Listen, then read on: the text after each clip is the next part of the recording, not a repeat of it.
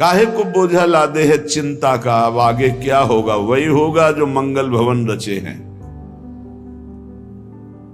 बिल्कुल विश्वास करो। सुनो भरत भावी प्रबल बिलख कहो मुनिनाथ, हान लाभ जीवन मरण जस अपजस विधि हाथ।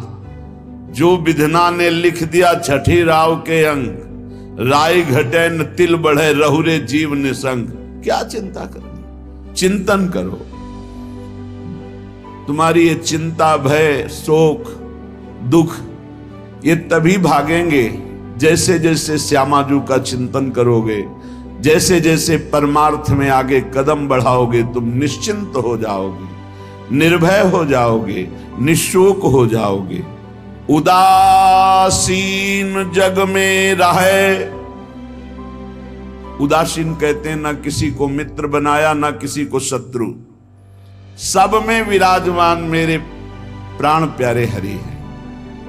ये क्रूरा अपि पापिनो न च सताम संभाष्य दृश्याश्चये, सर्वान वस्तुतया निरीक्ष परम स्वाराध्य बुद्धिर्मम। ये मेरे आचार्य का आदेश है।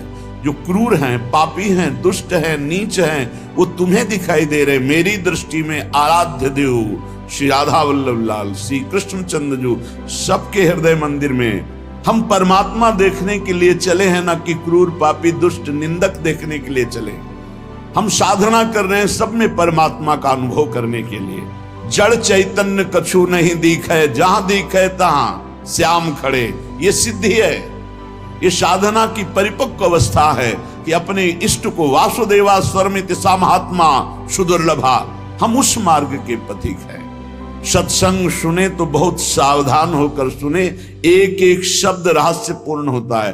भैया चाहे हीटर गर्म करे, चाहे फ्रिज ठंडा करे, चाहे एसी ठंडा वातावरण कर दे या हीटर गर्म वातावरण कर दे, बिजली दोनों में एक ही है। जो देखने वाला है कि हीटर का कारण बिजली, तो कूलर का कारण बिजली, फ्रिज का कारण बिजली, एसी का कारण बिजली, वो केवल बिजली देख रहा है कि इन यंत्रों में चलने की सामर्थ्य नहीं, ये बिजली से चल रहा है। लेकिन उस यंत्र का प्रभाव है कि वो गर्मी फेंकता है, उस यंत्र का प्रभाव शीतलता फेंकता है, पर दोनों का कारण बिजली है। ऐसे ही इस जड़ चैतन्य में, इस सत असत में, इस उच्च और नीच में, महात्मा और दुरात्मा में क्रियाएं जमीन आसमान का अंतर।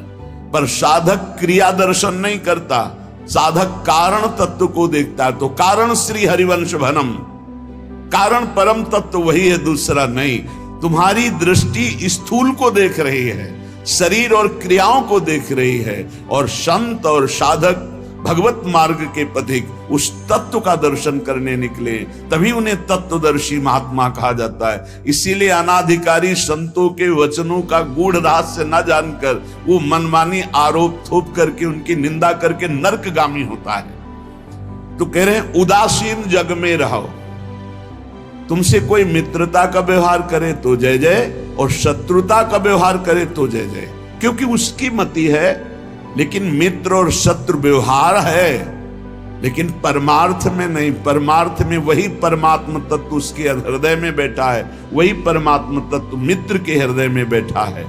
सबके हित की, सबका मंगल, ये परमार्थ के पथिक। ऐसे पापी से आपको बात नहीं करनी चाहिए, आपके यहां नहीं आना चाहिए। कौन पापी है? पापी कौन है?